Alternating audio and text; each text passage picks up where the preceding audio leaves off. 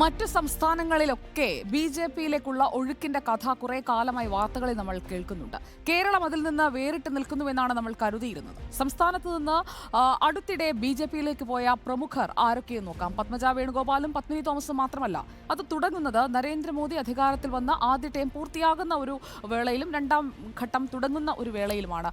ആരിൽ നിന്നാണ് തുടക്കം? നമുക്ക് അവരുടെ പേരുകളൊന്ന് പറഞ്ഞു പോകാം.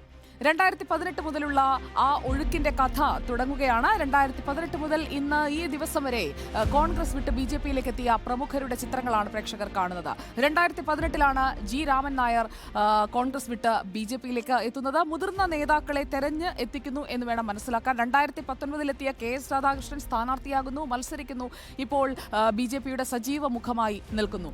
മറ്റൊരാൾ 2019 തന്നെ എത്തിയ ടോം വടക്കനാണ്, ദേശീയ വക്താവായി നിൽക്കുന്നു. ദേശീയ തലത്തിൽ കോൺഗ്രസിന്റെ വക്താവായിരുന്നയാൾ ബി.ജെ.പിയുടെ വക്താവായി മാറുന്നതാണ് നമ്മൾ കാണുന്നത്. എ.പി. അബ്ദുള്ളക്കുട്ടി 2019 ബി.ജെ.പിയിലേക്ക് എത്തുന്നത്. കോൺഗ്രസിലും CPIM-ലും പ്രവർത്തിച്ചിട്ടുള്ള എ.പി. അബ്ദുള്ളക്കുട്ടി ഇപ്പോൾ ദേശീയ തലത്തിൽ ബി.ജെ.പിയുടെ ഭാരവാഹിയായി നിൽക്കുകയാണ്. പന്തളം പ്രതാപൻ 2021 കോൺഗ്രസ് വിട്ട് ബി.ജെ.പിയിലേക്ക് എത്തുന്നത്.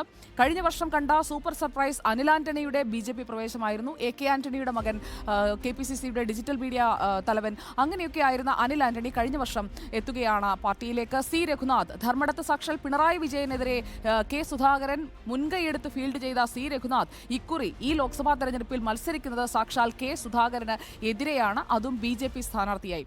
ഏറ്റവും ഒടുവിൽ പത്മജ വേണുഗോപാൽ, സാക്ഷാൽ ലീഡറിന്റെ മകളുടെ കോൺഗ്രസ് വിട്ട് ബി.ജെ.പിയിലേക്കുള്ള ചുവടുവയ്പ്പാണ് ഇക്കഴിഞ്ഞ ആഴ്ചകളിൽ നമ്മളെ ഞെട്ടിച്ചത്. പത്മജ വേണുഗോപാലിന് പിന്നാലെ ഇന്നിപ്പോൾ പത്മിനി തോമസ് എന്ന കെ കരുണാകരന്റെയും ഉമ്മൻചാണ്ടിയുടെയും ഒക്കെ അടുത്ത ആളായിരുന്ന ഒരാൾ കൂടി എത്തുകയാണ് ബി.ജെ.പിയിലേക്ക്. ഇപ്പോൾ കേരളവും മറ്റ് സംസ്ഥാനങ്ങളേതുപോലെ തന്നെ കോൺഗ്രസിൽ നിന്ന് ബി.ജെ.പിയിലേക്കുള്ള ഒരു ഒഴുക്ക് കാണുന്നുണ്ട്. തിരിച്ചിനി ഒഴുകാനുണ്ടോ എന്നത് നമുക്ക് കാത്തിരുന്ന് കാണാം.